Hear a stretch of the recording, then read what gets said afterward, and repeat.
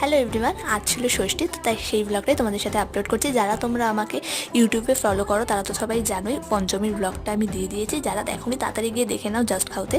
তো আমরা ষষ্ঠীর দিন গেছিলাম হচ্ছিল একটু আমাদের পাড়া ঠাকুরটা দেখতে, টালা বারোয়ারি। খুব সুন্দর প্যান্ডেলটা করেছিল, বেশ কালারফুল, আমাদের তো খুবই ভালো লেগেছে।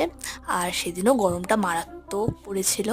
তো তারপর প্যান্ডেল থেকে বেরিয়ে অনেক স্টল ছিল, তো প্রত্যেকটা স্টল একটু দেখছিলাম কী কী পাওয়া যাচ্ছে। তো একটা স্টল আছে, সেটা হচ্ছে আবার খাবো। সেখান থেকে নিয়ে নিয়েছিলাম একটা ডায়মন্ড ফিশ ফ্রাই।